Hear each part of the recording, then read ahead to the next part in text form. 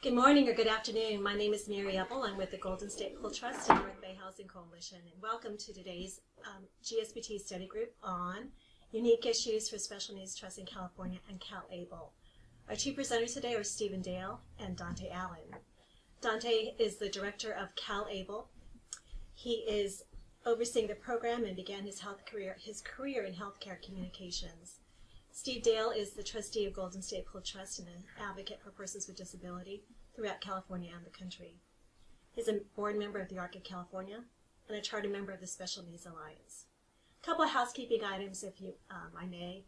For those of you who are online, please write your questions into the chat, and Amy will monitor the chat and read your questions at the end of the presentation. For the live audience, please hold your questions to the end, and we'll, again, have a half hour afterwards, after the presentation, for questions.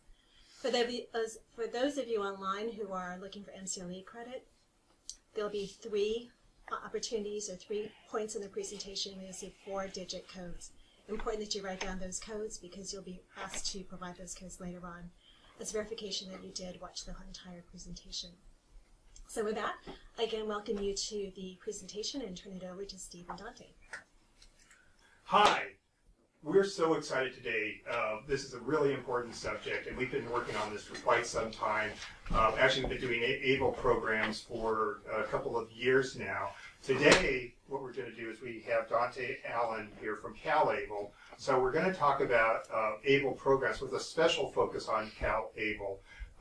Here. So anyway, we're going to have as much time as possible to talk about this. So Dante, I want to thank you so much for joining us today here, and we're looking forward to learning a lot about CalABLE and how this can benefit persons with disabilities. Thank you for having me, Steve. Pleasure to be here. Great. Oh, the thing I should mention is this has been approved for 1 unit of MCLE credit. There's our provider number, and like Mary had mentioned, for those of you that are applying for credit, if you're an attorney or a fiduciary, there'll be 3 codes that are going to come up during the presentation here. If you do not have the form to fill this in, you can get the form by emailing amy@gspt.org. So that's AMY@gspt.org. Got the housekeeping out of the way here. So I've already been introduced to you. I am, again, Dante Allen, Executive Director of CalABLE. The program has been up and running since December 18th, and I'm pleased to announce that we crossed the 1,000 accounts open threshold last week with just about $3.8 million in assets under management. And the important thing around that is that when we talk about how many accounts we have and how many assets under management, it really is to stress that this is a new program. The industry in and of itself, the ABLE industry, is still trying to find its footing. And so the more acceptance we can get from the community, the better position that we'll be in. So we are very happy that the response has been as robust as it has been. I know that it took California some time to get off the ground, but I'm here and happy to share information with you today. Great. So we'll go for the next slide because I think they all know who I am. Yeah. So for those of you who are unfamiliar, the Federal ABLE Act was signed into law in 2014 by President Barack Obama. It added a subsection to the IRS Code 529, which is the college savings program. It added 529A, which gave us the ability to create, for each state to create its own ABLE program. ABLE programs are tax advantage savings accounts that can protect from asset testing from government programs like SSI or Medi-Cal. It keeps ABLE money safe when they're spent on qualified disability expenses, and it allows the individual, the person with the disability, to have more control over their own finances. CalABLE is our state's offering. It's sponsored and represented through the State Treasurer's Office. I am a state treasurer appointee, and we operate out of those offices. California's ABLE law generally mirrors the federal law, and as you'll see, there are times that we have to make some adjustments to make sure that we are aligned with the federal law. But the general substance around ABLE is that it's been kept intentionally broad. And you'll see that when we talk about things like what makes up a qualified expense, there's not a lot of granularity to it. It was meant to be purposefully broad, and so it gives a lot of flexibility. So to talk a little bit about CalABLE as a team, and Steve mentioned we have a huge and sprawling team of 3 people that are crossing the state right now, making sure that we're getting the word out about the program.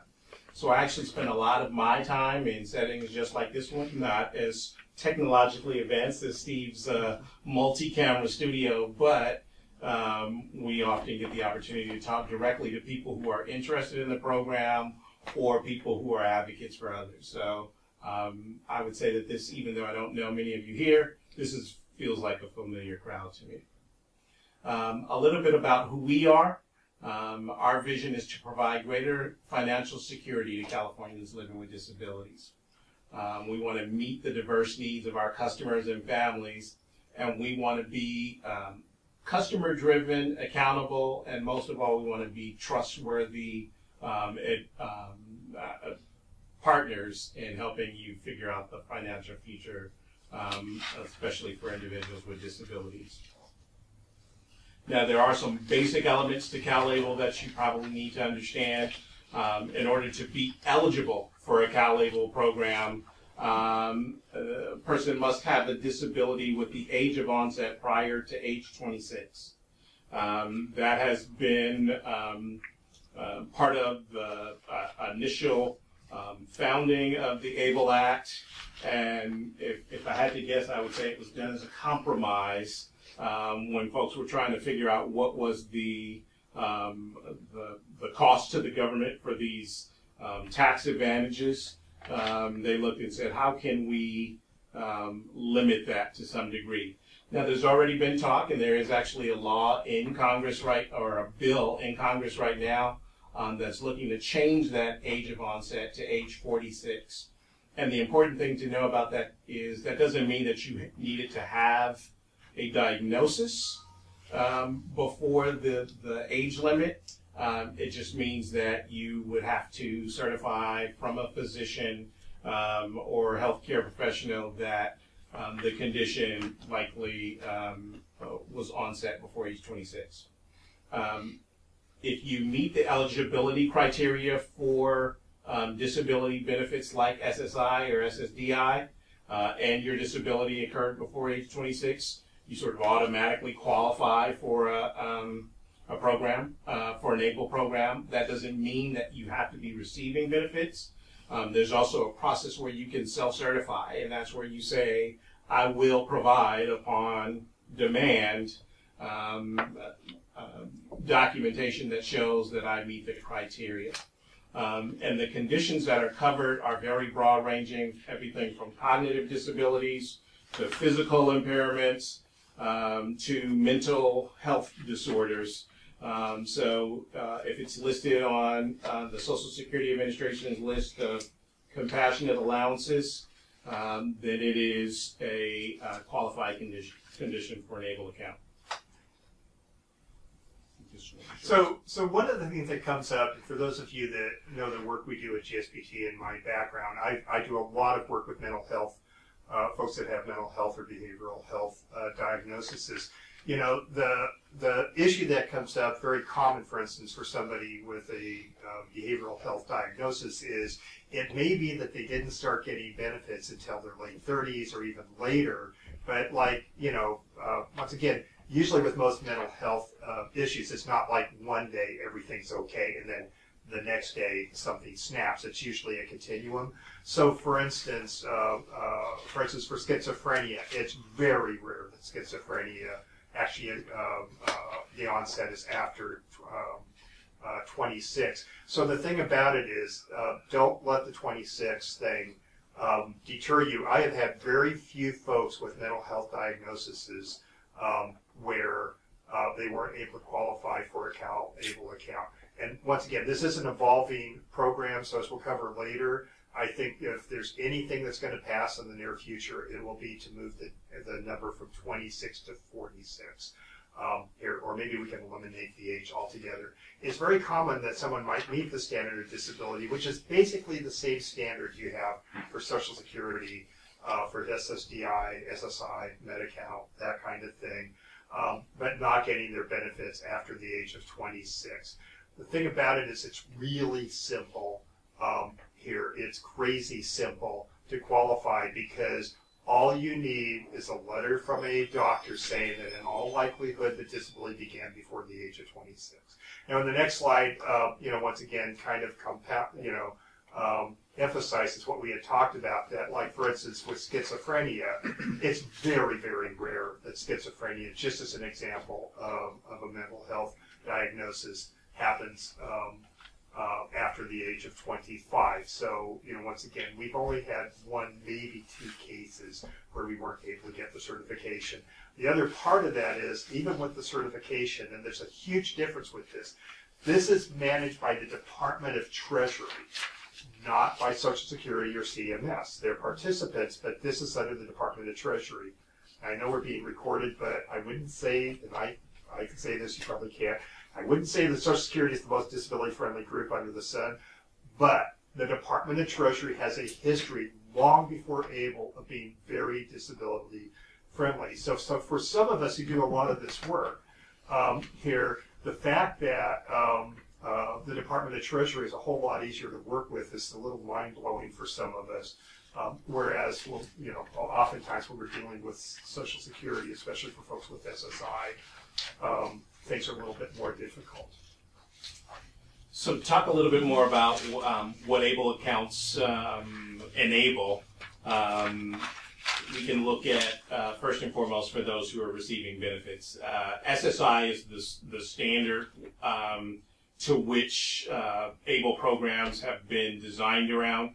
And so for those of you who are familiar with the program, you're aware of the asset testing that goes along with SSI and the amount of resources that an individual is allowed to have and still maintain their benefits. And if you're aware, that's a fairly paltry amount of $2,000. Once you exceeded that amount, your benefits could be suspended.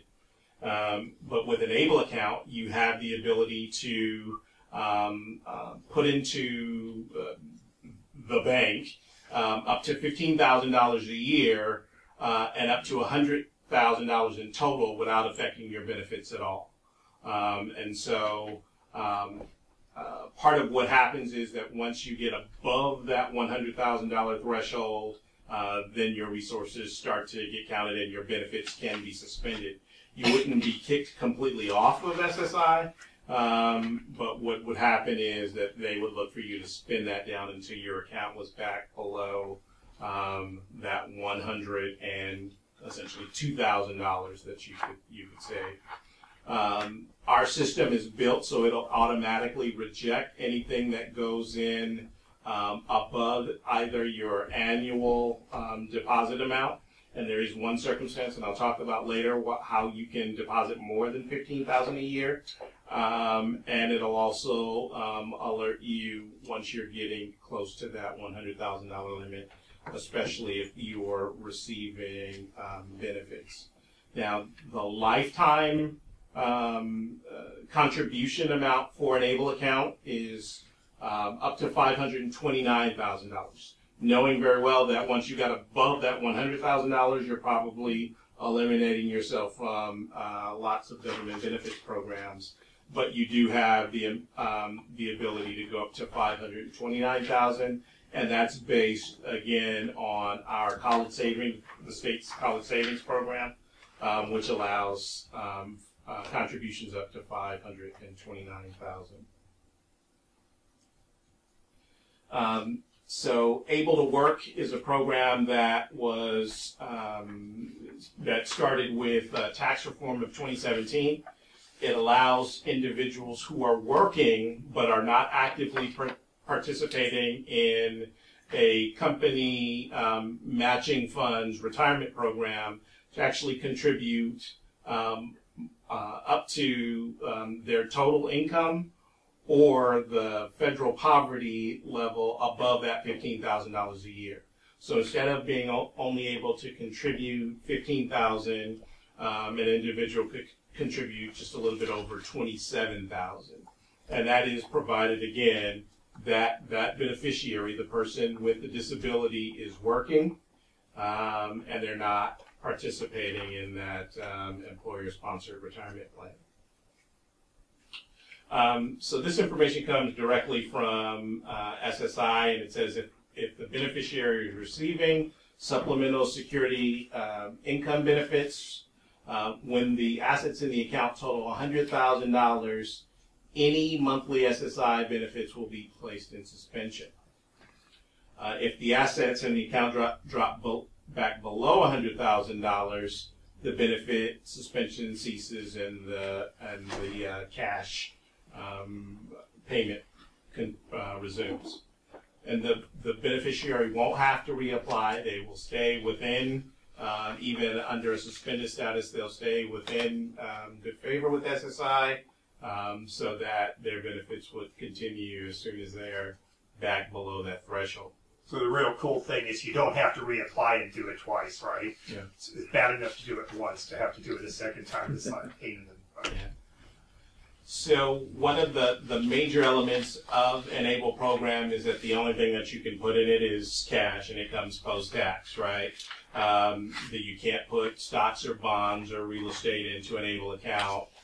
It's only cash, and it's done post-tax. But once the money is in there, any principal gain, any gain in interest is all tax advantage. You don't pay it when you take a withdrawal on that money if it's for a qualified disability expense, and I'll talk about what would qualify. So the beneficiary or their representative can direct their investment. We have several options, including an FDIC insured account, so to ensure that there's no loss of principal. And if you want to move the money around once it's in the account, you have the ability to change the allocation of those assets twice a year. And just like with our college savings program, the investment options are determined by the program, and so we wanted to create a program that had a robust enough portfolio that there was choice, but that it wouldn't be so onerous that a first-time investor, like many of our ABLE account holders are, to be frustrated or confused and have it be a barrier to entry for them. So one of the key elements to an ABLE account is that you're only allowed to have one at a time. That means that if you have a California ABLE account, you can't open a New York ABLE account or a Florida ABLE account. The only way that it's possible is for that short time if you're doing a rollover. And so once you have an ABLE account and you say you open one because it took California a while to start our program, if you open one in Oregon or anywhere else in the United States, and once California opened, because you know that California must have a great program, then you could roll it over. That's the only time for that very short period that you could have two accounts. So qualified disability expense, that's something that comes up quite a bit, and folks want to know what's covered, what's not. And the real idea around qualified expenses is that it was left intentionally broad. And essentially the rule of thumb, or the actual wording in the guidance that Social Security gives, is if it improves or enhances your health, your quality of life, or your independence, it's a qualified expense. They go a little further in defining that, but with that broad of a definition, you could just about imagine that practically anything could be a qualified expense. But they went further to say that it includes education, housing, transportation, healthcare. You may have heard that you can't pay your rent with an ABLE account. That's not true. You absolutely can. So there are legal fees, even burial expenses would qualify. And so when those funds are spent on a qualified disability expense, the regular taxation of any gains that you had on that money, or any penalty for early withdrawal that may have existed previously, are not considered. This is just a list of some of the things that we've talked about. And so I often get the question, what would not be a qualified expense? And so, and it really takes some thinking, but there are probably some things that that may get you disqualified. And I have to say that it's not illegal when you take a withdrawal from your ABLE account. You just may be subject to those taxes and penalties if it's not a qualified expense. The other element is that we, as in CalABLE, will never ask or never make a determination on whether your withdrawals are qualified or not. The only time that you may be asked to verify how you're using that money is if you're audited by the IRS or the Franchise Tax Board, or when you're doing your medical or your government benefits analysis. But there are a wide array of opportunities to be able to use that money. And let me just mention this real quick. Now, for those of you that are watching that are professionals, we did an earlier program when the POMs had been released having to do with ABLE, and so we really dug really deep into that. And so that'll get into a little bit more of compliance issues and that kind of thing, which blessedly we're not going to do today. But here's the thing, and that doesn't basically what the Social Security workers and the CMS workers who oversee Medicaid have been told is that this is a program under the Department of Treasury, that the enforcement, for the most part, with some very rare exceptions, are with the Department of Treasury. And there's even directions to the eligibility workers here that it's not their job to go through and scrutinize all the distributions. Now, I can imagine if there was something just off the charts wrong, maybe that would happen. It is the IRS, here is the Department of Treasury that's reviewing this here. And so, once again, there's a whole lot less scrutiny going on with the ABLE accounts. In fact, it may be years until we have a case here that involves this. So really, this is a whole different game, partially because it's under the Department of Treasury. Yeah. And so, just as examples of things that might not be considered qualified expenses, the purchase of alcohol, or any sort of illegal purchases wouldn't be considered qualified expenses. So, if we're purchasing illegal drugs or anything like that, using money from an ABLE account, you're subject to taxes and penalties if you withdrew from your ABLE account to do that.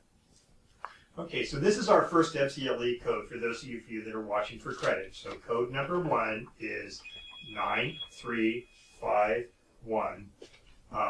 Here, that's 9351. And if you do not have the sheet to apply for credit, email amy@gspt.org. Okay.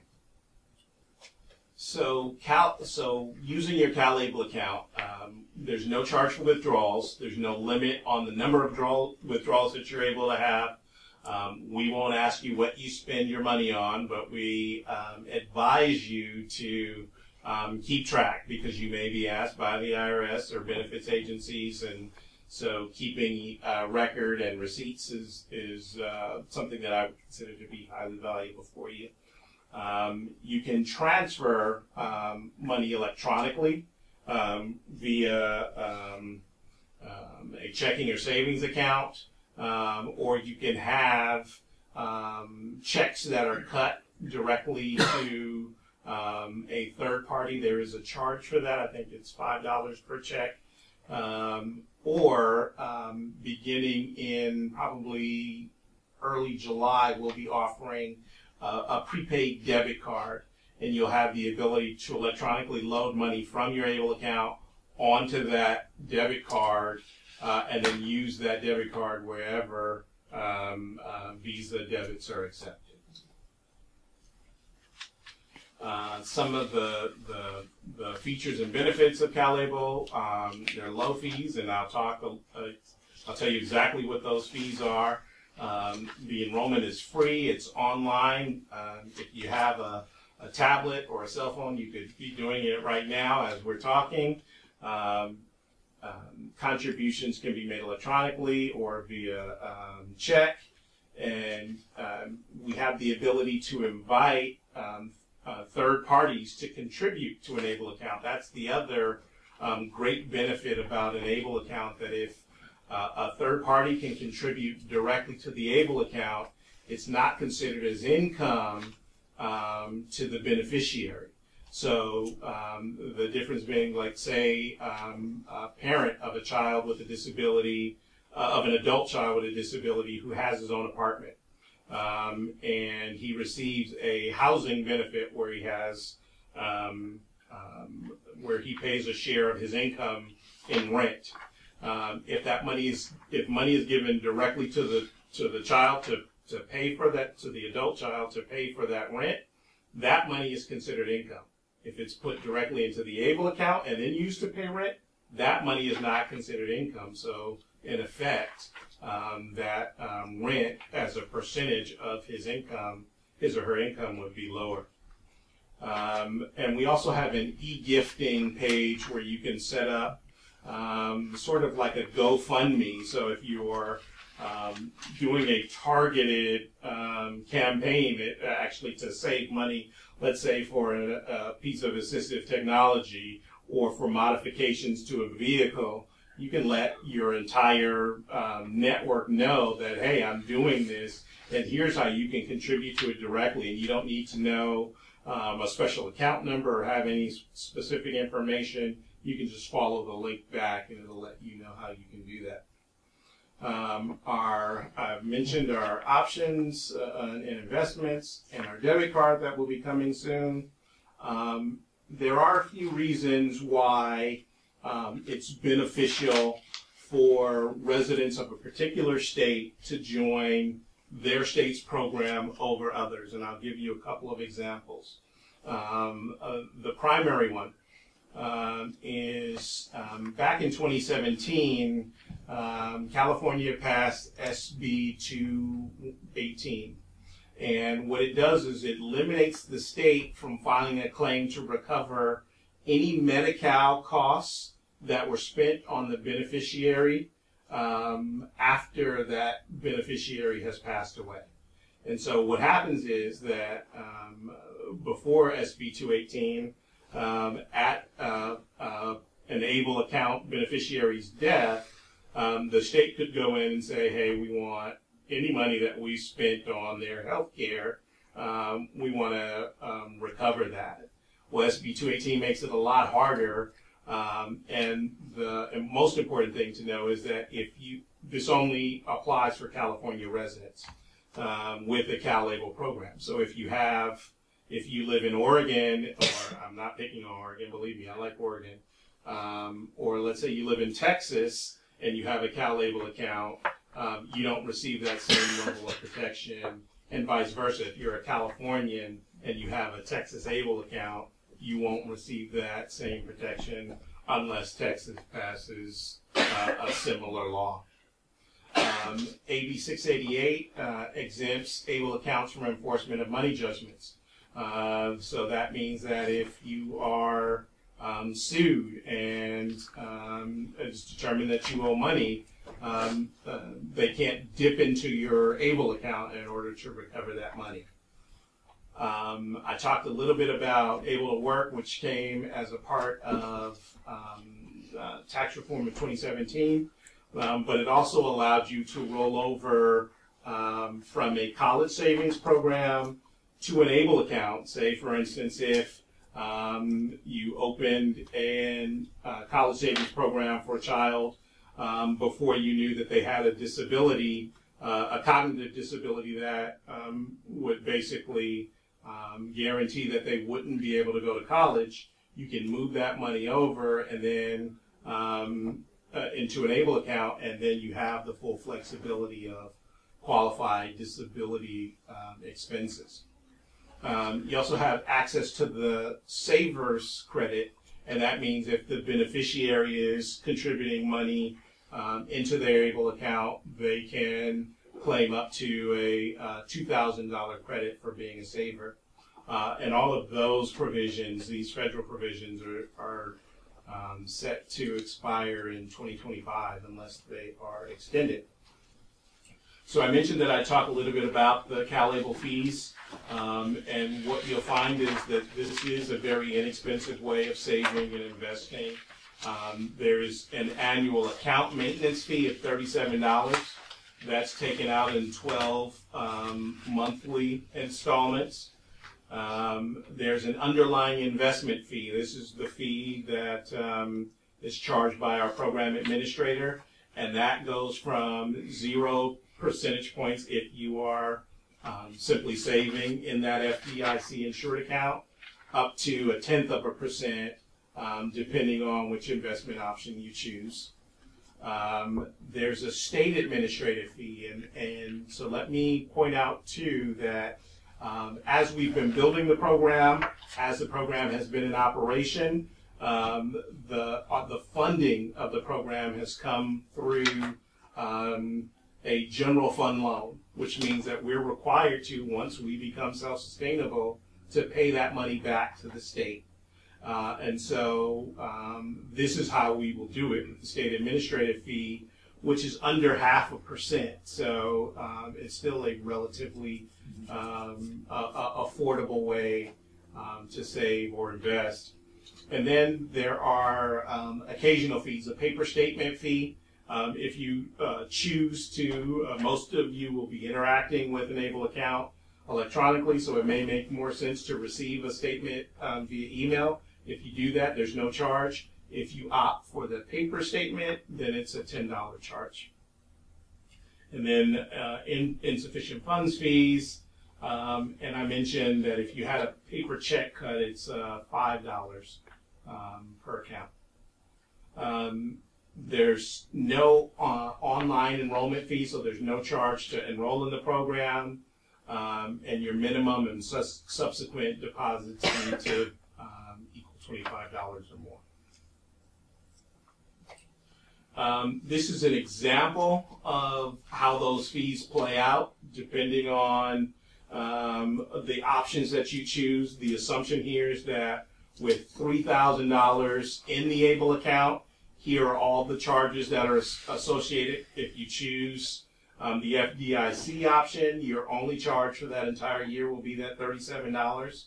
And depending on your investment choice, that can be an additional $15 or so. And so what we're looking at with $3,000 in assets is an annual payment of anywhere from $52 to $54 a year. So again, it's meant to be low cost, it's meant to be affordable, and hopefully we've hit the mark there. The investment options are relatively simple. Again, like I said, they're managed by our program administrator, TIAA CREF. We have that FDIC insured portfolio, which says that you won't lose your principal. And the fees that we charge, the only fees that are charged on that is that $37 account maintenance fee.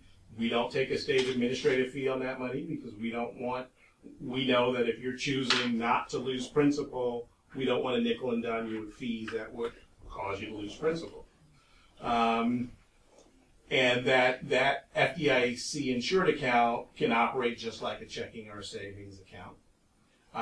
And then the rest of the choices are based on your tolerance for risk. So there's a conservative portfolio, a moderate portfolio, an aggressive portfolio.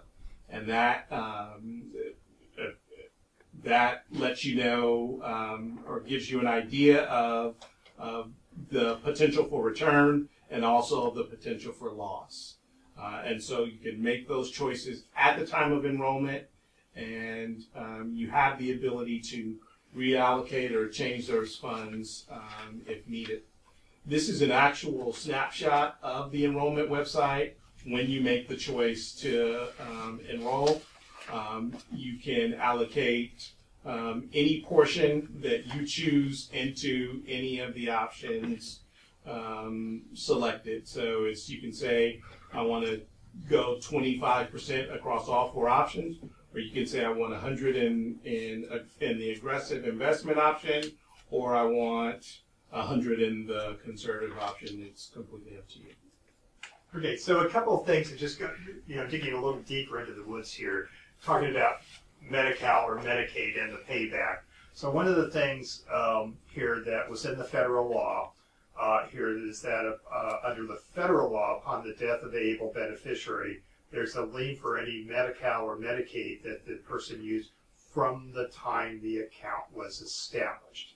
Now, when they wrote the law, they actually wrote into the law that that would be collected when the state provides a request for payment. So Pennsylvania was the first. Somebody was very clever and actually read the law here and said, I know what we'll do for Pennsylvanians. We'll just have a law that says we won't put in a request for repayment, and that's how they avoided the lien. Now, there are 6 states, including California, who's done that. So here's the thing that comes up. And for some folks, the Medi-Cal recovery may be important. Some, it may not be that important here. But if you're using California Medi-Cal and CalABLE, CalABLE here, according to the law that Dante had talked about, is not going to submit a claim for Medi-Cal. Now, if you have somebody who leaves during that period and goes to, like, for instance, Oregon, here, it won't protect you from the lien in Oregon.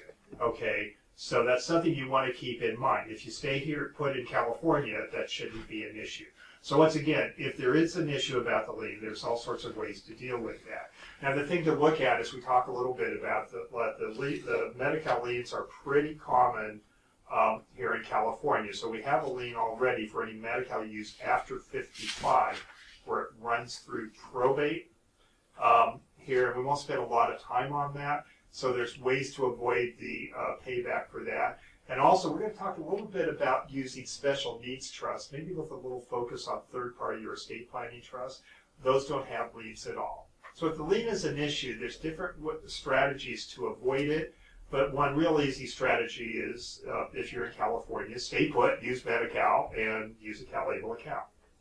Who can establish the account? Now, this is huge, okay, for advocates, for persons with disabilities, for fiduciaries, for attorneys.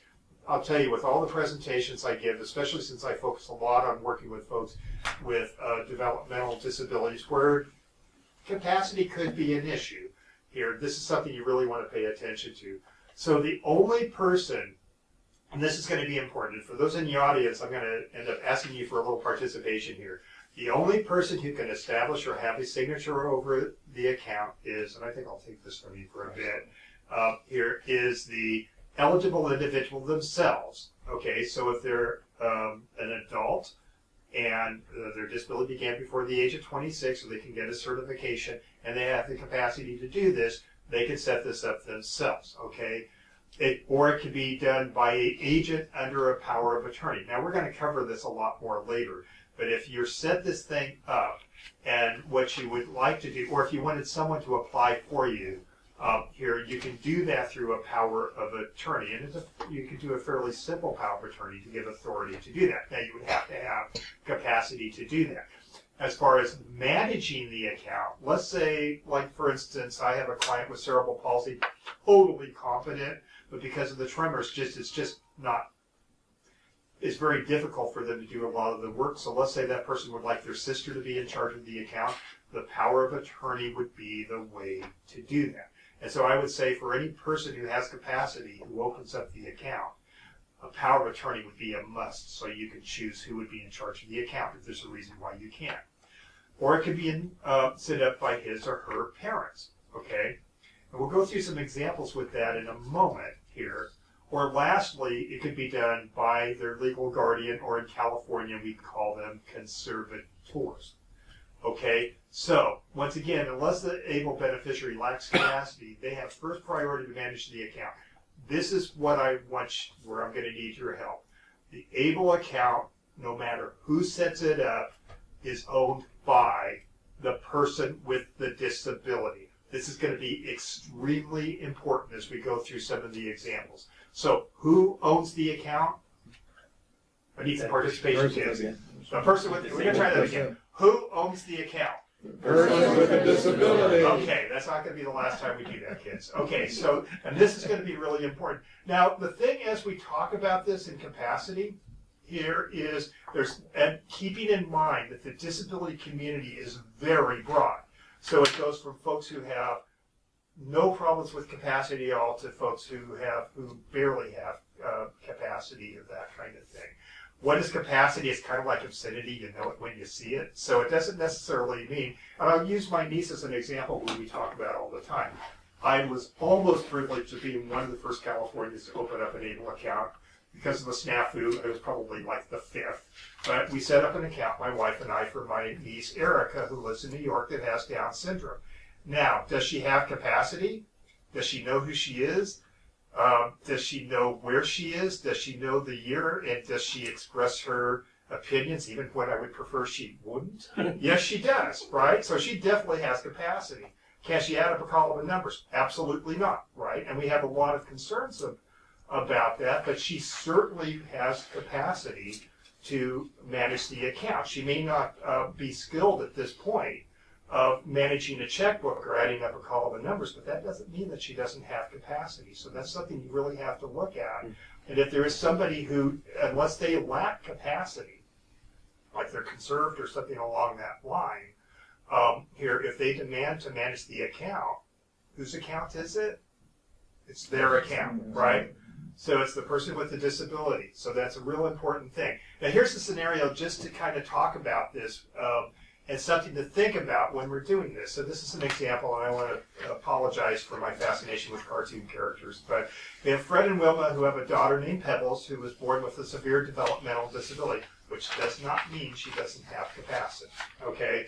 Fred and Wilma establish an ABLE account under their authority as Pebbles' parents, which they would be free to do whether she has capacity or not.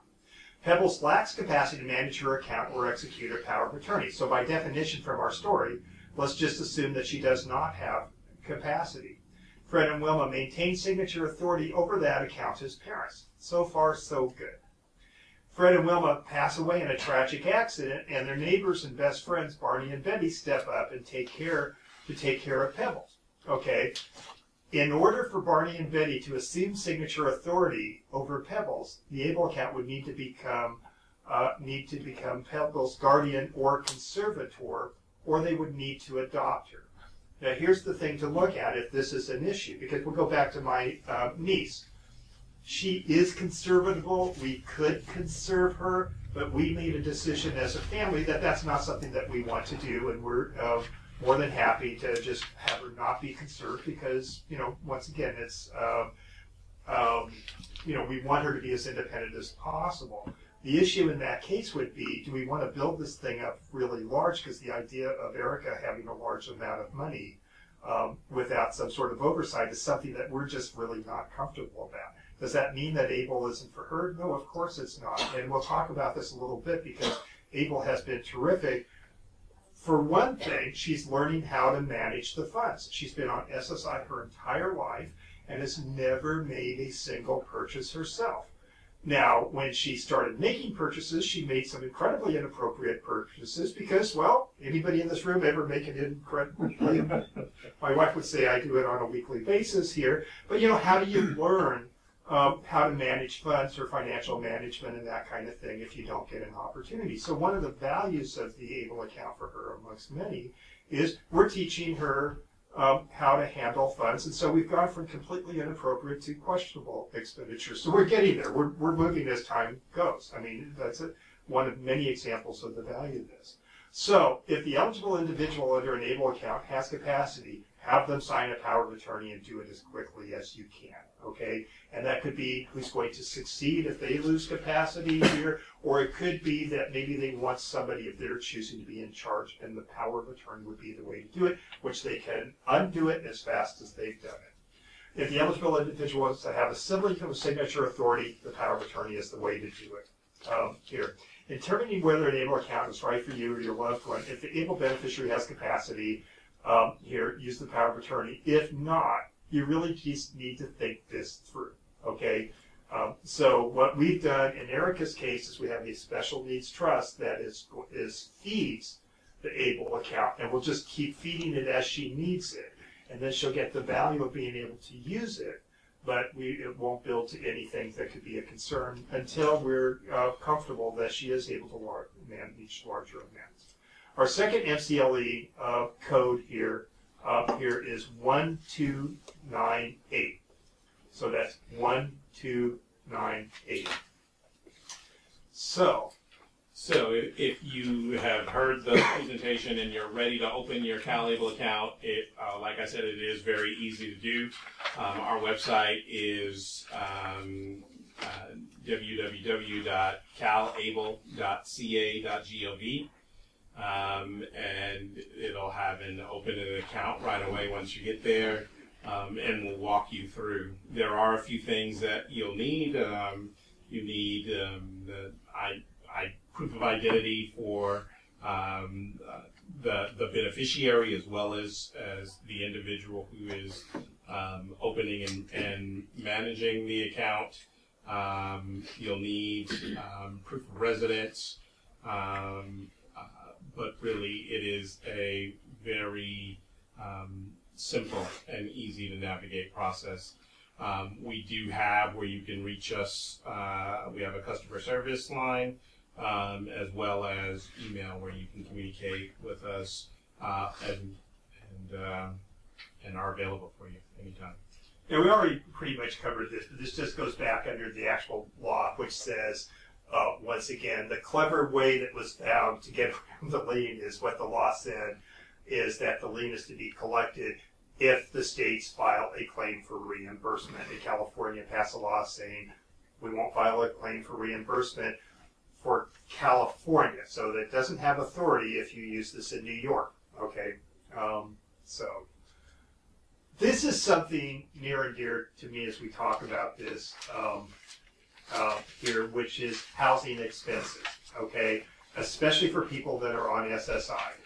One of the most perplexing things that come up here is that when you have a person that's on SSI, and if somebody assists them for paying for housing, and these are the 10 things that well, there's actually 9 things, and the 10th one is food. So that's like paying for mortgage, real estate taxes, rent, heating, fuel, gas, electricity, water, sewage, and garbage removal. If somebody on SSI is not able to pay for those things out of their own pocket, if they get assistance from a family member, or if they get assistance even from a special needs trust, what happens is the beneficiary has their benefits reduced, their SSI, and only SSI reduced, dollar for the assistance that they're receiving, capped at what's called the presumed maximum value, which this year is $277. This is one of the stupidest, most antiquated laws on the books. And I would just make this, I'm going to show you a clever way to get around this. But I'll tell you what my wish is that we use the ABLE program as a stepping stone to talk to our congressional leaders and say, why do you penalize families for assisting their disabled loved ones with housing? Shouldn't we actually get a tax credit or something along that line for helping a person with a disability with their housing? This is an antiquated law that's been on the books for probably 40 years, and the actual answer is to turn the law around and undo it. But until then, an ABLE account is something that we could use this for. Now, we're going to go through some examples in a bit here, and I was privileged enough to be on a team that actually worked with Social Security prior to implementation of ABLE, because none of us knew what the hell we were doing. Here, like a lot of things, we had to make some stuff up here. And what you're going to see is for SSI benefits folks, there's a huge benefit of an ABLE program for housing, because whose money's in the ABLE account? Okay, got to do this again. Whose money's in the ABLE account? The disabled individuals. So what you're going to see is by putting your own money or putting trust money in the account, it instantly becomes the disabled person's money. And so now they're paying the rent with their own money. That's the clever trick here. But as we're going to show you, this has a profound benefit of over $3,000 a year. And here's the really sad thing. You don't even need an attorney to help you. If that trend continues, where are we going to end up? So there have been a number of improvements. I already mentioned the rollovers and the Able to Work program and access to the Savers credit. There also have been bills that would that made CalABLE a national program, meaning that if you lived in another state, you could join the CalABLE program.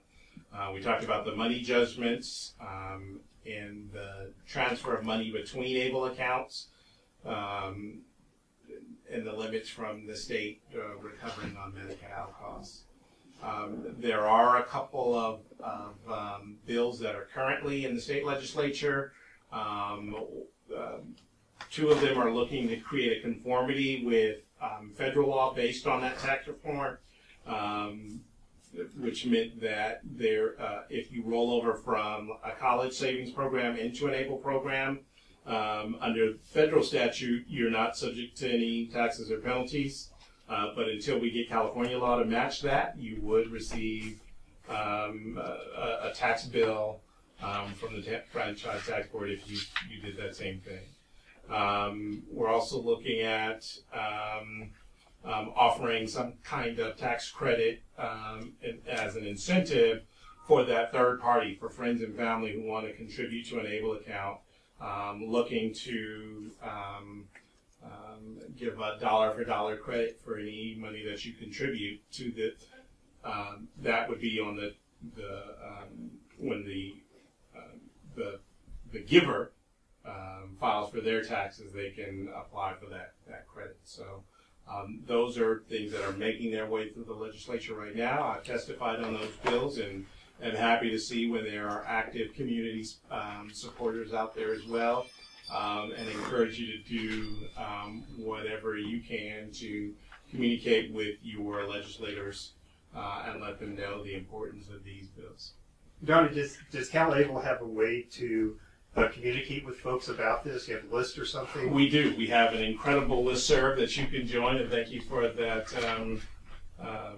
that reminder. But if you provide us with your email, we can keep you updated. And we actually even have some advocacy, self-advocacy letters that you can adopt as your own and send to your legal representatives, or you can get just the very latest information. We're also available on social media, so on Facebook, on Twitter, on YouTube. So we're just about everywhere that either you or your friends and family or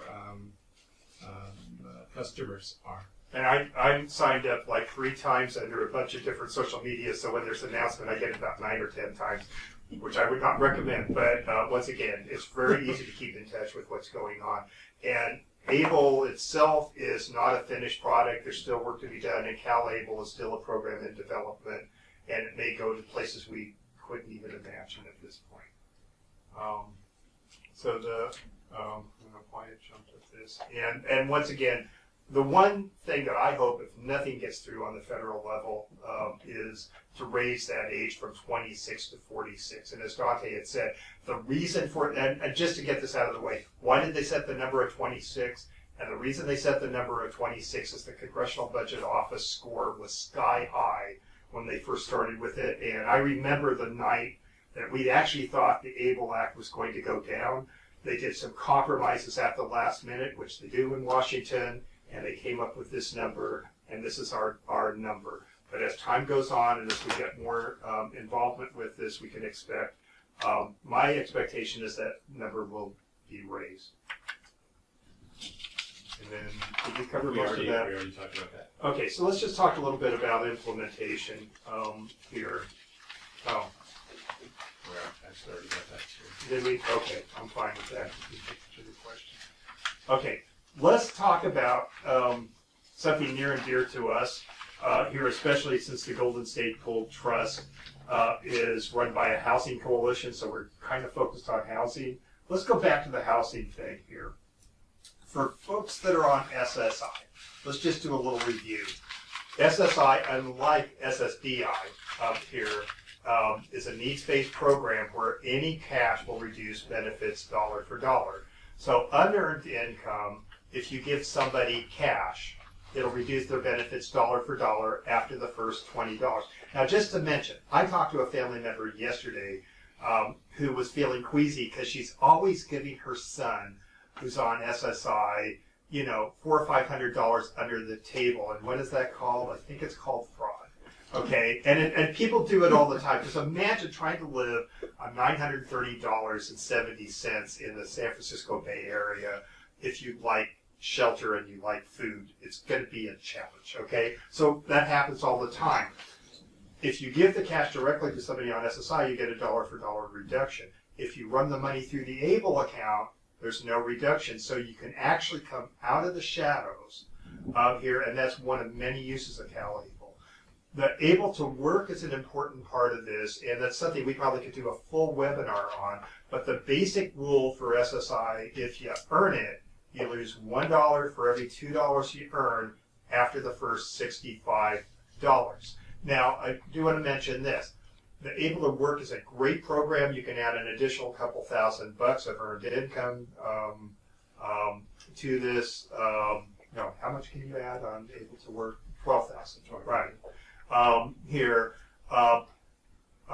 That doesn't mean when you earn it, it's still income. You're still going to have the reduction of benefits. This is the question we get all the time. But you can take the after benefits money and put it into a CalABLE account to save for a future date. The problem we always have with folks working is they keep going over that $2,000 resource limit and then have to spend it on stupid stuff. Well, now they can save it for something maybe a little bit more useful. The thing that I want, oh, and let me mention this one thing. For those of you that are interested in working in that kind of thing, the best website, and I'll give you the long name, you should write down the short name. The best website for this is the disabilitybenefits101.org website, or db101.org. That has calculators on it, and really we should always encourage folks that are disabled, if they're able to do it, to work. Working oftentimes is the avenue to greater independence. It has its challenges, but there we are. But the thing I want to talk about is housing. We go back to this here. If you pay for food or shelter, or let's say you have your child living in your home and they're unable to pay fair market rent. So those of you that follow, go back to our website at gspt.org. Mary did a number of videos, one of which is how do you calculate household expenses. Let's say your household expenses are $4,500 a month here for 3 people. You divide that 3 ways. Here for the person with the disability living under that roof, their fair share is $1,500. Kind of hard to pay $1,500 when you only have $930.70, right? How could you do that? Now, as we had talked about, there are 10 items they count when they talk about in-kind support and maintenance, the reduction of benefits. And we'll probably get to food in a bit because food gets a little confusing here.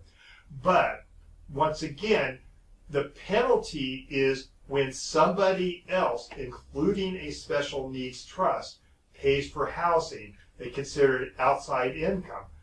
As we're going to see, if you run the money through the ABLE account, there is no reduction in housing because we're paying the housing with whose money is it? Disabled individuals' money. Okay? So, let's go through an example. Let's say Belinda has been disabled from birth and receives $931.72 in SSI, our current SSI rate. She's a beneficiary of a self-settled special needs trust. Now, this would be true whether it's a self-settled special needs trust, which would be money coming from like a personal injury settlement, a third-party special needs trust, which would be coming from gifts from other family members. It would be true if it came from family members. It doesn't matter where it comes through here. But she would like to move to a nicer apartment, which would cost $1,000 a month. Now, I'm not sure how nice a $1,000 a month apartment is, but it would still be hard for her to pay for that apartment here with $931.72, especially if she likes to eat. She's going to need some assistance in order to make the move. So, if Bob, her trustee, were to give her $1,000 a month, that's unearned income, and that's going to wipe out the SSI. So that's something we're just not going to do. What we've always done in the past is either have the trust or the family member here pay the landlord directly here, so the cash doesn't go to the individual with the SSI benefits. And then the benefit reduction would be $277. And really, that it's always been, well, that's kind of the cost of doing business. If instead, Bob, her friendly trustee, were to contribute $1,000 a month into her CalABLE account, and in turn, the funds from the account were used to pay the landlord, then there would be no reduction of SSI because we're paying it with her own money. See? Last code. So our last code here is 4234. 4234. If you do not have the form, you can get it by emailing amy@gspt.org. Let's dig a little deeper into housing, because I would say that just as the trustee of the Golden State Full Trust, or as an attorney who does a lot of this work, the biggest issue that we deal with, second to nothing, is housing. Housing, housing, housing. Where will my child live is always number one on the list of things that persons with disabilities I work with are concerned about, as well as their families and their advocates. So let's say Sue Costa wants to provide her daughter Mia with a home to live in, okay? And we're seeing more and more parents doing this, if they can afford to do this, is actually leave the home for the use of the disabled individual during their lifetime. Sue is concerned that if she puts money into, puts the property into Mia's name, it could be subject to a lien. Now, there actually was a law passed last year that says that there would be a lien for any Medi-Cal she used when she passes away, if she owns the house, if the house goes through probate. So you can actually avoid that by putting the house in a simple living trust and avoid the probate here. But the other concern is, what if she was unable to live in the home someday and the home had to be sold? Well, the problem is, if the home were sold and it's in her name, then it's going to blow her eligibility for her SSI and her Medi-Cal, and she's going to have to do something else with the funds. So Sue is able to purchase the home, and rather than give the home to Mia, she titles the home into a third-party trust. And we have more and more folks that we're working with, not only with the Dale Law Firm, but also with the Golden State Full Trust along this line. So here's what the law says. If the trustee of a special needs trust owns a title to a home for the beneficiary, the home would not be a resource to the beneficiary. Well, that makes sense, because a special needs trust by its nature is not considered a resource for public benefit purposes. It would also not be a resource if the beneficiary moved from the house someday. And I have this happen quite often. It could be that there is a date where the house is just not working and we either need to buy down or find another situation. So the special needs trust for making my beneficiary still remains the better way to go. Now, if the trust holds legal title to the home, the eligible individual would be considered to be living in his or her own home based on having what's called an equitable ownership under a trust. Now, this is something that came up about 10 years ago. To me, it doesn't make a lot of sense, but I like the result of it. So what we're basically saying is that the house is in the trust, even though Mia doesn't own the house, she has an equitable interest, and we're going to treat her as if she owns the house, even so she doesn't. Now, what does that mean? Before this rule came through with Social Security, we would have to try to charge Mia full market value of living in the house so she wouldn't take the reduction, which the numbers today, it's impossible to do that. I can't imagine where we could actually make that work. So we don't have to charge her rent. So an eligible individual does not receive in-kind support and maintenance in the form of rent-free shelter for living in a home which they have an ownership interest. So far, so good. Accordingly, individuals with an equitable ownership does not receive rent-free shelter. So if the trust pays for other shelter and housing expenses, so let's say that Mia actually likes electricity and water and garbage and things like that, well, she's going to have a problem trying to pay for that with the $931.72. So if the trust pays for the other shelter and operating expenses, here it's going to be income as far as the ISM, the in-kind support maintenance, and she would take the $277 reduction. So Mia can live in the house without paying rent because she has an equitable ownership. She is still going to have to pay for the taxes and utilities, which she doesn't have some assistance. So Sue transfers enough funds into Mia's CalABLE account, either monthly or annually, to allow her to pay the taxes, utilities, with no reduction in benefits, because once again, it's becoming her funds, and she's paying for those with her funds. Sue also transfers enough funds into a third-party special needs trust for Mia to continue making the contributions to her CalABLE account in the event that she passes away or loses capacity. Once again, we're seeing more and more people tying a special needs trust into an ABLE account, whether it's a Golden State Pool Trust account or any other type of special needs trust. And we start getting the best of both worlds. We get all in this case, we're showing the example of the benefit of the housing benefit, but we're also, in this case, that Mia will have use of some funds with some autonomy over it. There's many uses of this. So once again, this becomes a way to make sure that this will continue for the rest of her life. Sue feels much more secure and feels that Mia has the best of both worlds. Sue has provided a residence, and if Mia were unable to remain in the residence, the house could be sold and used for her other needs without disrupting her eligibility for benefits. If Mia were to be sued, the assets of the special needs trust are protected here, and that's going to be our last example. Many uses of this. Amy, this is where we're going to open it up for questions. Now, just to check, we are showing that people are... There are lots of questions. Okay. And we may run a little bit over, but eventually, I know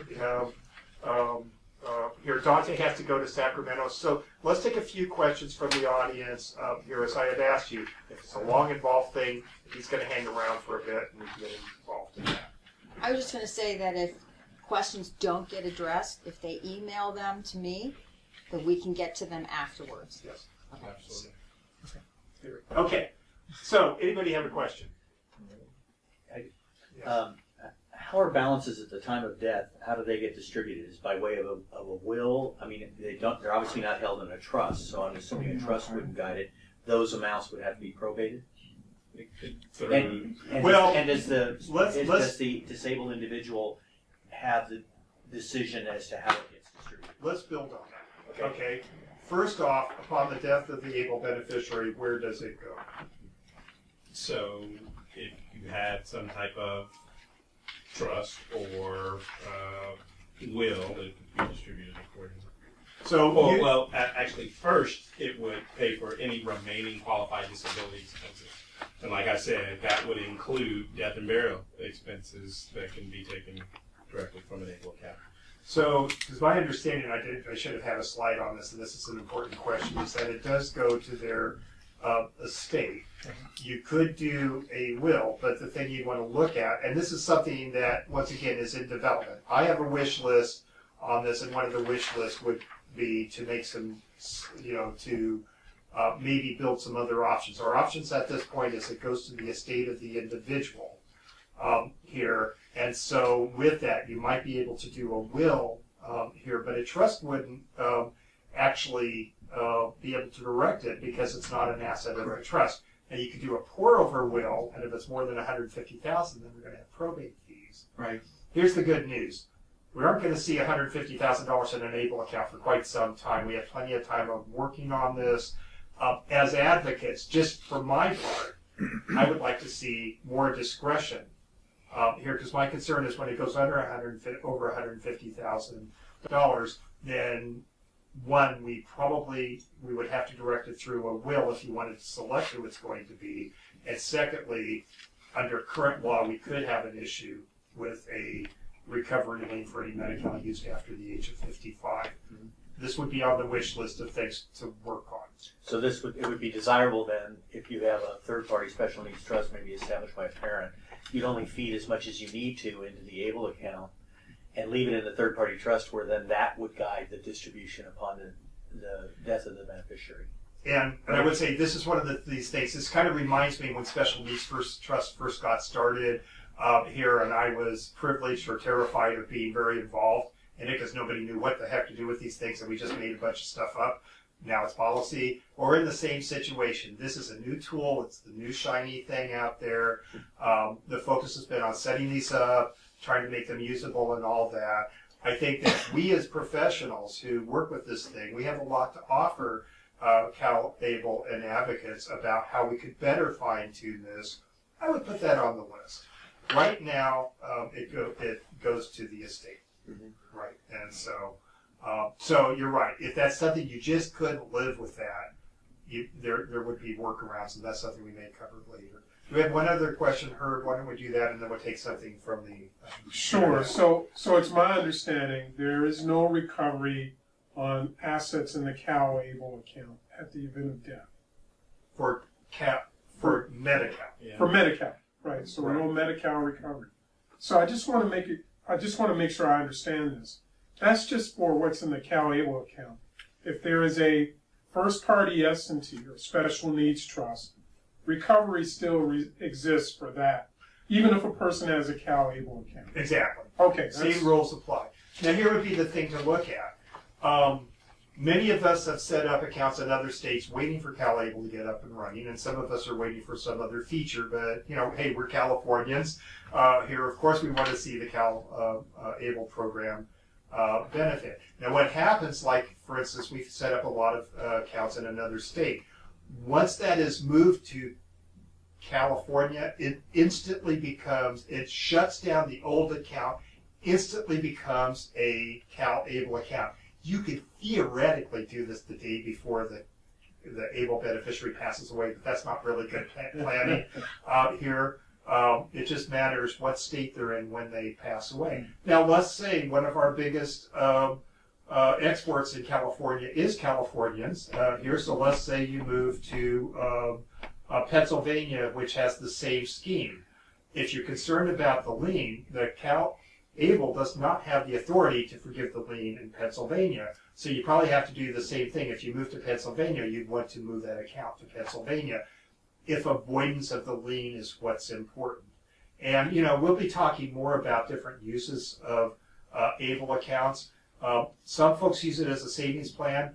We've been using it a lot as a money in, money out plan. There's all sorts of different uses of this depending on the needs and our objectives and that kind of thing. This was set up to be something simple. I don't think simple and disability are two words that go together. It's simply something you have to really dig through, but it's a cool toy. Let's take one from one of our viewers out here, Amy. Okay, I'm going to go first in, first out. Okay, does the ABLE account or a special needs trust affect Section 8 housing in any way? I'll let you take that one. Yeah, so... and maybe the second question is, should it? Yeah, so the way that the ABLE Act is constructed, and it's very clear that ABLE resources can be used for housing without any adverse impact on those housing benefits, provided that you're within those asset limits that we talked about. There are a couple of caveats when dealing with the payment of rent in specific to ABLE. The first is, and this is one of those quirky things that exists in government programs, is that for rent only, if you're using money from an ABLE account to pay rent, that money needs to be paid within the same month that it's withdrawn from the ABLE account. So the complicated factor there is, so if I withdrew money from my ABLE account on April 30th and I didn't pay for my rent until May 2nd, and I was receiving benefits, my benefits provider would look at that money as an additional resource. And so that would jeopardize my benefits, especially if I'm receiving Section 8 housing. It could require my share of that Section 8 housing to increase simply because I made a calendar error. But if I took money from my ABLE account on April 1st and made my rent payment on April 2nd, that money is not considered as an additional resource. So there is.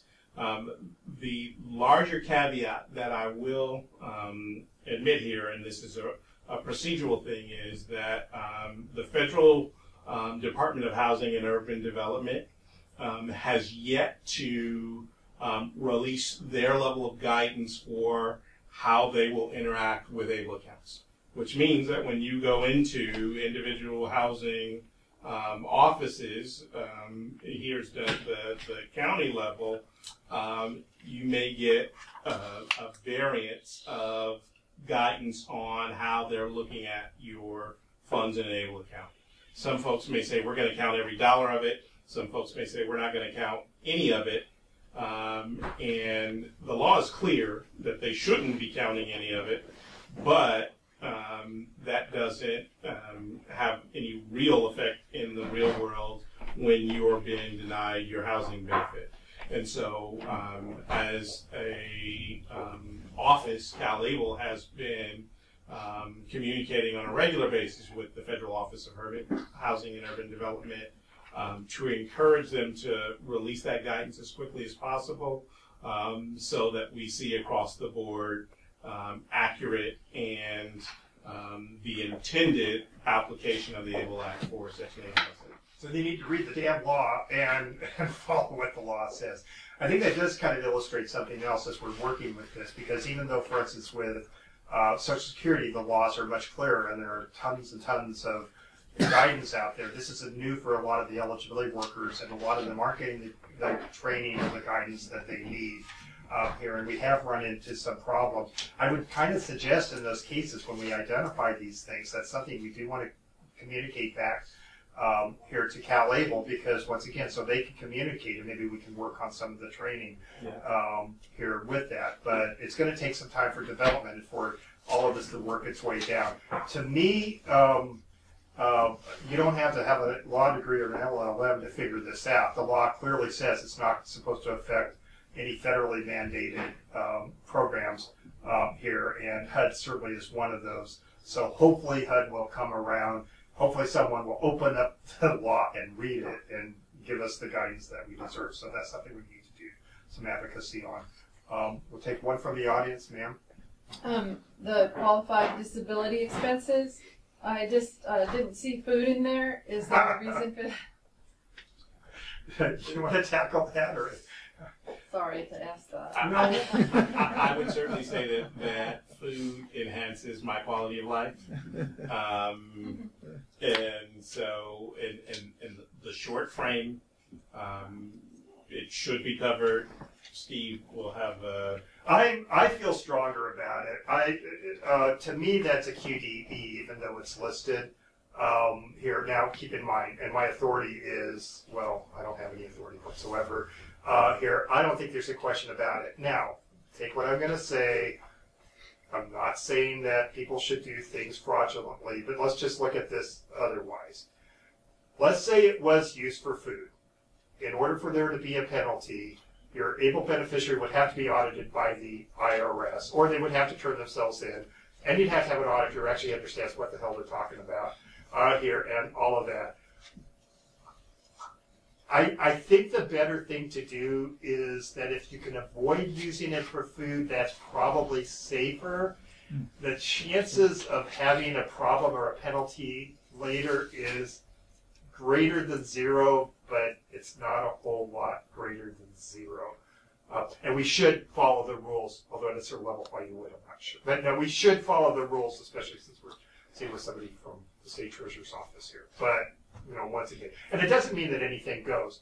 I personally think that food is a QDE, but I know this is something Amy has been working on because she's an ambassador with the ABLE National Resource Center. And as far as those words coming out of somebody's mouth that it's a QDE, a lot of folks are hedging it. I would pay for food without a hesitation, and I think the risk is minimal. It's not zero. So that's it. A question from our web viewers, Amy? This is an easy one. Okay. Can the ABLE account funds be used for a vacation? Again, I go back to that three-tier look. Does it enhance or improve your health, your quality of life, or your independence? I would say a vacation would do all three for me right now. So let's take that a little further. ABLE beneficiary going on vacation, no question about it.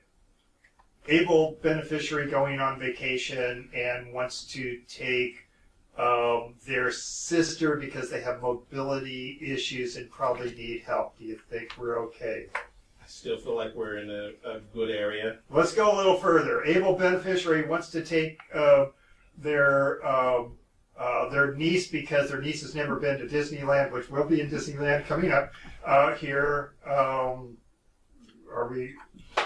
So that's where you're getting into the gray area, right? So, and ABLE accounts are different from most of your government programs that say that in order for something to be a qualified expense, it needs to be for the sole benefit of the person with the disability. That's not the case with ABLE. So, for instance, if you use an ABLE account to fund the purchase of a wheelchair accessible van, the person with the disability doesn't have to be the only person that receives a benefit from that van. From an ABLE standpoint, from any other kind of benefit, they were saying, well, if the rest of the family is using it 70% of the time, then only a certain percentage of the van will qualify. But so in the case of a vacation where you're taking and hosting others, that again comes into that gray area. And again, as Steve advised, the opportunity for it to come up is at a time when there's an audit, and given the size of most ABLE accounts and the income that's involved, I would say that that's relatively unlikely. Yeah, greater than zero, so like I like to put it. The other thing with it is how tightly do you oversee what the expenditures are for? We don't look at it at all, ever. So they don't need to call up and ask you or Carrie permission Right. to say if you go to Disneyland and that kind of thing. Yeah. So there we go. The only variable in that is once we offer our prepaid debit card, there will be particular limits on where you can use that card. So you may not be able to use it at a BevMo, even though you can use it at like Safeway or something. Okay, we have a question way in the back. To speak loudly, please. Yeah, my question follows up on your debit card comment. So is a debit card going to operate similar to, say, the Stable debit card in Ohio, in that it'll say who you're purchasing from and what the amount is? And is that sufficient documentation for any audits? Or do you have to have a shoebox of receipts? So we're still going through the sort of the daily operations of the debit card, so I haven't seen the statement itself yet. So I can't say with 100% confidence that it will have all of that information. There will be a statement that will keep track of those things. But the main way that we look at debit cards or gift cards or any of those sorts of things is that once it leaves the CalABLE account, that's a disbursement. And so our tracking sort of ends there. The debit card will have its own level of tracking, but it's considered dispersed once it's taken out of that account and placed onto the card. So since Steve has previously mentioned that essentially everything is a qualified disability expense except gambling and illegal drugs or something along those lines, basically anything that's shown on the statement should be sufficient to show it's a qualified disability expense if you're audited by IRS or, heaven forbid, Social Security. I'd say that that's a high potential. I still would advise make sure you have an adequate record of Well, the problem is And that the I'm used to say- beneficiary is 1,000, well, I'll say 1,000, is 400 miles away in Los Angeles, and she's of, variable capacity, or lack of capacity, depending on what her situation is with drugs or whatever she's going through. Mm-hmm. Do I have to count on her to keep a box of receipts for everything she uses her card for? Well, let me kind of suggest where I think this is going, and a lot of it's projection, because in the special needs trust world, we went decades with Social Security never reviewing anything from a special needs trust. Those days are over, okay? Because now they're reviewing every single expenditure, and they're going back years and years and years. My expectation is that with the Department of Treasury, they're not going to be that anal, but we don't know that here. So I think what you'd want to do, and I don't think there's anybody who can give you an absolute rock-solid answer. I think it's like an audit here. You want to do your best to be able to show what the expenditures are for. And you can probably expect that it's going to be fairly broad. The things that you can't use are, there's very few of them. Probably making gifts, probably gambling seems to be accepted. The question does come up, how about marijuana, or as we call it, medicine, here at the Golden State Pool Trust? Now it's legal in the state, it's not legal federally. Where are we? And it's probably hard to, venture a guess here. So, part of it is, as time goes on, we'll be getting further guidance. So I think some of this we have to punt a bit. Amy? Okay, here's another question. Is TIAA the only program manager available? Are there other choices? If other choices are available, where do we find a list of those? So each ABLE program has a program administrator. And so TIA is California's selected program administrator. We went through an open bid process and selected TIA as our manager. Where that matters to the individual consumer is that's where the funds, the investment funds, come from. And so there are folks who have questions about, well, I know Diversified Investments has a great portfolio that I'd rather invest in, and you still very much have the ability to do that, not within the confines of ABLE. So all of our offerings currently are TIA products. That may change over time. We are our contract with TIA as program administrators for 5 years. And so once we hit that 5-year mark, we'll do another open bid process to determine those. But we will continually monitor our investment performance to make sure that we are very much in line with the market. And so for the time being, we have a TIA investment portfolio. Okay. And I'll mention this. So a couple of things here.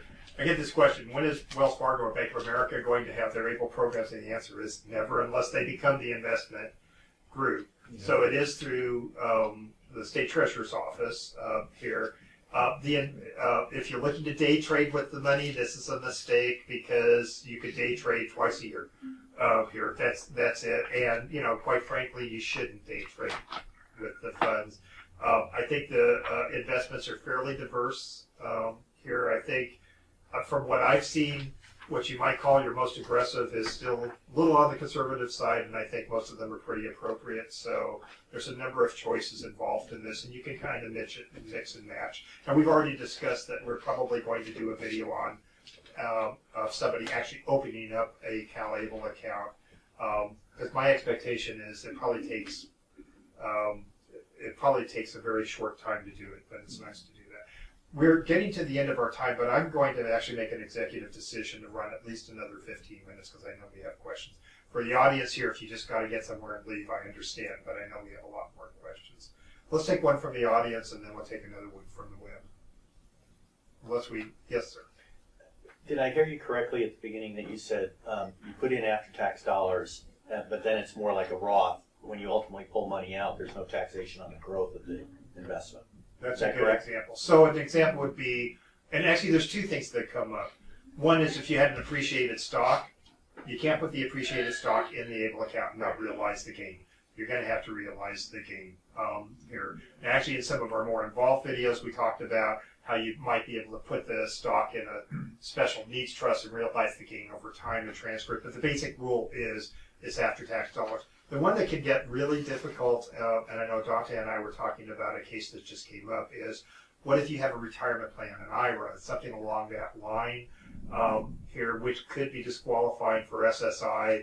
Could you put that in the ABLE account and avoid the taxes? And the answer is no, right? But it does grow tax exempt. But it will grow tax exempt, just like a Roth IRA. Roth IRA is a pretty good example, as long as you use it for qualified disability expenses, which we've already established, even though we've kind of explored the fringes. It's a very broad, there's very few things on that list that aren't day-to-day expenses. So then the same question, if you die, does it then now become, the growth becomes taxable? No. Well, I'm done with that. it would be related to any kind of It might be worth it. inheritance taxes to the recipient. Oh, which would be non-existent at this point. Okay. We'll see. Amy, do we have another question? Lots of questions. Okay, well, I know you've covered this, but I'm getting a number of questions about what if the beneficiary, the daughter, the son, they want to set up a CalABLE account and they're getting a large sum of funding, well over $15,000, $100,000, $300,000. There seems to be some questions about, well, could I put this money in a CalABLE account? Would it be better for me to put it in a special needs trust? What are my options? So for those lump sums, there are challenges. As I stated, that California has an annual contribution, or ABLE accounts in general have an annual contribution limit of $15,000. And that's based on the IRS gift tax exemption.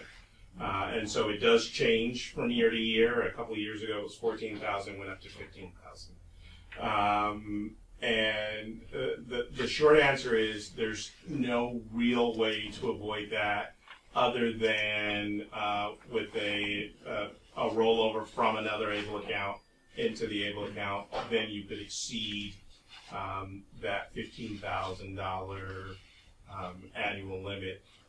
Steve and I have had conversations about some of the innovative ways that they are structuring things like settlements that will actually pay out in those annual to the annual limit of what an ABLE account will allow. But the reality is, for large sums, lump sums, it may be more advisable to go with a special needs trust. so let me give you an example that GSBT has been doing, and this is on a case-by-case basis, okay? So we had somebody, we had somebody who came into $40,000. An ABLE account would have been perfect, but how are you going to shove $40,000 into an ABLE account here? So we have a program that we've set up, and you have to strictly adhere to the rules. That if you put the money into the Golden State Pool Trust, then we'll make a transfer of that money, $15,000 a year until it's all gone, and charge half of our normal fees. And the reason we're able to do that is because we're not going to be making expenditures. Basically, we're holding the funds to keep them qualified, and then we can transfer $15,000 at a time. Now, for something that large, that that just wouldn't work. But for smaller amounts, and we're still developing this here as we run into this, because folks will get these amounts that are larger. So that's just a program we're looking at doing. If you weren't going through the Golden State Pool Trust, you could have a situation where you would set up a self-settled trust, have the funds go into the self-settled trust, and then have the self-settled trust transfer the funds a piece at a time. And without getting too deep into the woods, that would be another way that if you had something with a highly appreciated stock, you could put the funds in the trust and then at least stretch out the taxation over a period of time by putting it in the self-settled trust here, and then once again take the stock and then sell it $15,000 at a time, and so that you could stretch out the gain. It's fairly technical, but there are works around. But the issue with it is you can only shove 15,000 into the box. The exception is if they're working, you could add another 12 of earnings, right? So we actually had another case where somebody had done some earnings already. Now they didn't save it, but they did earn it in that year. And so they were able to put in that case, what's that, 27,000 and change, because they could show that they had earned at least the $12,000. Okay, but there's limits at this point as to how much you can put in the account. Amy, did you have one more? I have. Well, I know you have tons. Okay, I'm going to go. Here we go. Are there issues with a trust not being a California trust? Well, only that we didn't draft it. No. Well, it depends on the trust. There's very few, if we're talking about a special needs trust, technically there shouldn't be. I mean, this would be one of these situations that there must be exceptions, but this won't surprise you. California is relatively loose when it comes to their benefit programs. Here, I would have a qualified attorney look at that trust beforehand, and a good place to go would be to look at the Special Needs Alliance, which is specialneedsalliance.org. These are attorneys who have been vetted and should be able to review that and see.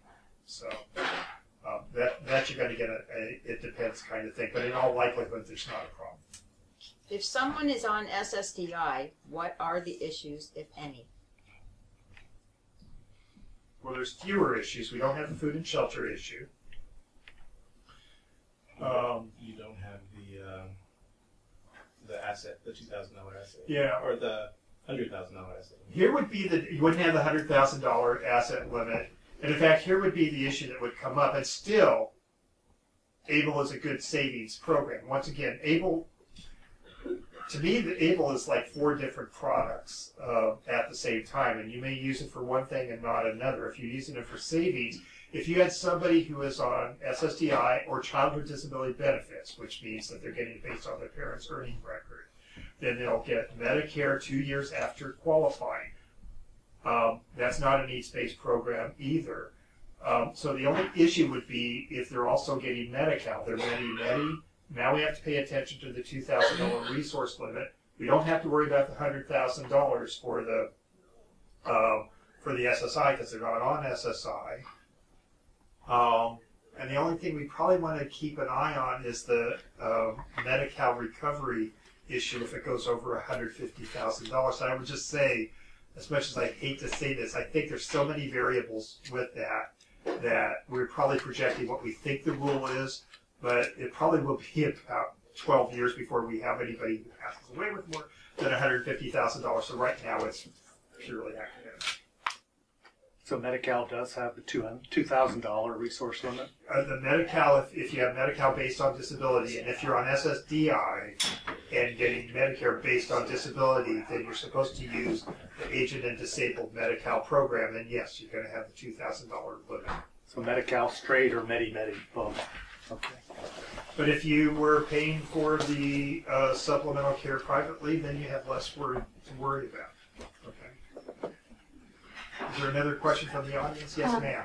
My son has been on Medi-Medi, SSDI, and Medi-Cal for quite a few years, and before my ex-husband passed away, he was going to be leaving quite a bit of money. So he set up a special needs trust for my son. I'm the trustee. Now my son's going to be 55 in about 6 weeks. So we're kind of confused about, I know that later on, if he has gotten Medi-Cal benefits after 55, I understand. I think that when he dies, maybe he'll have to pay those back. But what if he can is there a way to get off of Medi-Cal so he doesn't have to worry about that? Well, here would be the first thing. There's a lot of things to parse out from that question. First off, if it's in a third-party trust, the third-party trust will not be subject to recovery when your son passes away, period, okay? Because he doesn't own it. He doesn't own it, never will, never did, okay? Now, with that, if you were concerned about Medicaid recovery, you go back to this, clearly you could transfer $15,000 a year into an ABLE account for him here, and there would be no question that that account will not be subject to recovery. The issue that we're still working on is, I believe the basic law says, and I think I'm correct, is that the beneficiary is the estate. So if it's over $150,000, there could conceivably be a recovery issue there. There's many advocates, many attorneys that are looking at this, and my betting money is that by the time any of these accounts get to that level, that problem will be solved, because once again, the goal of the legislation was that there was not to be a Medicaid recovery, Medi-Cal recovery on these accounts. And if it goes through the estate over $150,000, there's an argument that it's going to be subject to recovery anyway. Once again, it's fairly academic. The thing to you here would be, I don't think you actually have a recovery issue in this situation. The chances of there being a recovery with Medi-Cal, I think, with your situation is fairly small. Let me go one step further. Why would you want to use an ABLE account in a situation like this? And here's the difference between an ABLE account and a special needs trust, one of them. Okay, and I do this as the trustee of the Golden State Pool Trust. I have over 200 beneficiaries that I'm responsible. In the special needs trust, I have to be accountable for every single distribution. I need receipts for every single distribution. I have to know every single thing my beneficiaries do, some of which I just assume not know. I mean, I know what movies they watch. I know what pornography they like. I know what I know the brands of alcohol. I know stuff that is none of my business, but I have to do that. The ABLE account, because it is the disabled person's money, they have more latitude. So when I have somebody who's competent, and we'll be doing more programs on tying them with that, I can actually transfer $15,000 a year into that account, and I don't have to track what they use the money for. I can tell them, just follow the rules and behave like an adult. And whatever you use it for, I'm not going to track, neither is CalABLE. And it gives a level of autonomy to folks with disabilities that they just never had before. And that's really huge. I mean, how many of us would like to have somebody, even me, review every expenditure you make here? I mean, that's just not something we as Americans like to do. So it does give a level of freedom to folks that they just didn't have. That's one of the differences of, once again, tying a CalABLE account to a special needs trust is you get the protections of the special needs trust, but you're also giving autonomy to a person with a disability here that just has never been possible before. Now you got to gear it to the situation, because the good thing about the ABLE account is the beneficiary has full control of it. The bad thing about an ABLE account is, in some cases, the beneficiary has full control of it, and if they're going to use it somehow by methamphetamines, I don't think that's probably something I want to encourage. I thought you could only be 26 to get an ABLE account, so he's 40. He's 49. But the question would be, was he disabled before the age of 26? No, he wasn't. Okay. So, and the other question I have is, what does Medi-Cal actually pay for? It pays for attendant care. So, like a supplement to Medicare, is it? Well, there's a couple of things it uses, and sometimes when we're doing planning, we have to kind of put a value on the Medi-Cal, because I have seen people spend thousands of dollars to preserve hundreds of dollars worth of benefits, and that doesn't make any sense. Where it does make sense, for instance, is pays for attendant care, so it'll pay for IHSS. So when we get somebody who's using lots of in-home support services, attendant care, that makes that more valuable. It pays for, if they're Medi-Medi, it pays for the co-pays here, and that has a value. We deal with a lot of folks with long-term psych problems. That pays for long-term care psych. So for folks where that could be an issue, that's huge. It also pays for long-term care. So if we have somebody who's in a nursing home, Medi-Cal often pays for that. Sometimes, and this is where having a skilled and knowledgeable and experienced attorney can help you, not just with setting up trusts and that kind of thing, but also going through what is the value of the Medi-Cal, because there may be situations where the cost and the hassle and the lack of freedom of the disabled person just isn't worth the Medi-Cal they're getting. There's some folks where you wouldn't even consider giving up the Medi-Cal. It's not even in question. you know. And so some part of this, hopefully, is not just creating documents, it's not just buying accounts, it's using these tools to help our loved ones with disabilities live the most independent life they can and be able to do things that we take for granted. That's where I'm coming from.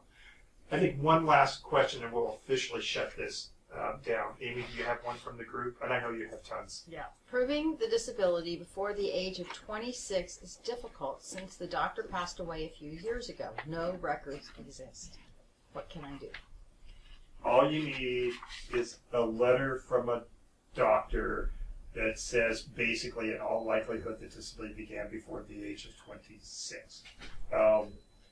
That hasn't been a hard bar for a lot of situations. It's not unusual that the doctor is long gone or passed away or there's a lack of medical records and you just have to deal with what you've got. And it is a physician. Now here's one thing that has come up is that we've had some physicians that say, I don't want to do this because what they're afraid of is that you're going to take that letter and go down to Social Security and use it to qualify for SSDI or SSI, and a lot of doctors don't want to do that because that's not what they do. Part of that is you have to reassure them is under federal law you absolutely cannot use that letter to get further qualified for a disability program. So, you know, part of this is that what I've done when I've intervened in these cases is assure the doctor under federal law, and that you can trust me because I'm an attorney here, which goes over well with the doctors here, but that, you know, that it can't be used for anything other than establishing that in all likelihood the disability began before the age of 26. And then what happens with that letter, they don't actually give you the letter. No, we don't. We don't ever ask you to have it. It's just that you need to keep it in a secure place in case you'll ever need it in the event of an audit or in a benefits review. I would say in 9 out of 10 cases, the anxiety behind trying to get the letter has been worse than the reality. We have had some cases, we had a doctor who's just dead bang isn't going to do it, and there was no question the person was disabled, and we didn't have any other avenues because this is another problem. Trying to get physicians to treat folks with severe mental illness is a challenge in and of itself, but that's a whole matter for another day. I think at this point, because I'm sure that we probably could go into long into the afternoon, but we're at a point where we're going to have to close here. I want to make a pitch, and then we'll have Dante, you know, have the last word here. This is a program in development, okay, and this is something where we're still exploring all the different uses, some of the challenges, some of the problems with ABLE. This is, I will say that I've been very gratified because with the vast staff, all three of them here at CalABLE, they've been very responsive not only to me, Amy, you've talked to them on occasion. They actually do something, they actually answer the phone. It's the most amazing thing here. And they are really interested in your participating. As an attorney, as an advocate, I'll tell you, I'm very interested in how is this going to work with our courts. You know, what are some other things that we can do to expand the development of this? And I really would encourage you here to get involved with this here. Also, you absolutely, and we'll make sure that those who've watched this, that we'll send you a link not only to the video, but we'll also send you a link to how you can reach CalABLE. You absolutely should sign up one time. Don't do like I did and sign up for every one of my emails here. And you'll get ongoing information. I will say I've attended the board meetings. The board is made up of leaders of different disability groups. They're very interested. We're all learning as we go. Without our input here, it's not going to be a great program. So really, I would encourage you, whether you're a professional, a family member, a person with a disability, or just somebody interested, this is something to learn about. The last thing with it is, my hope is that we're going to use this as an avenue as we start discussing what's really important, which is providing resources for a person with a disability so that they can live a quality of life, not just sustain themselves, but a quality of life. And I think maybe as we do this and as we work on legislation, maybe work on some other things, like for instance, let's get rid of the damn ISM reduction for people that help a person with a disability get housing. Why in the hell do we penalize them $277? Why aren't we looking at this, and why aren't we doing incentives to encourage folks? CalABLE is great to be able to work with that, but we can use this as an avenue for further dialogue. With that, Dante, I'll give you the last word here, and I'm so thankful that you came to share with us today. Well, thank you, Steve. I appreciate the invitation to be here. I appreciate talking to all of you and whoever may see this video in its many forms online. There are ways that you can get involved with CalABLE. The simplest way is to join our email listserv or connect with us on social media. We also have a couple of advisory groups that we rely upon. One is a state agency advisory group. The other are advocates and self-advocates, community advisory group. And we're also in the process of developing an ambassador program of our own that are looking at people who are very well networked and want to share the CalABLE message. And so we encourage you to interact with us, to share our message, and definitely reach out to us directly if you have questions. We strive very much to be a customer service driven office, and so as Steve said, we do answer the phone. One of my favorite things to do in my day is when I get an email from somebody who says, you're probably never going to answer this and I'm going to complain as much as I can, and then I answer it within 15 minutes of receiving it. I get a great joy from doing that. And usually it's, oh, well, the complaint wasn't all that bad, but thank you for reaching out to me. So definitely, I have cards here if you want to talk to me directly. Steve will include in the video when it goes out my information. But thank you for taking the time, and I'd love to continue the conversation. So, tying this up, bringing it home. Thank you for watching. For those of you that are attorneys or fiduciaries, once again, you can apply for credit, and we're probably going to be able to give 1.5 units since we ran a little bit over today here. And you can get the information about this program and other programs, other MCLE programs we are doing and continuing to do here by emailing amy@gspt.org. I believe our next program is housing coming up. So, Amy? I just wanted to say again, because there's lots of questions here that didn't get addressed, and I don't have the email addresses for the people that put these questions on the online chat, so please resend them to me. We'll put together a document with all the answers and send them out.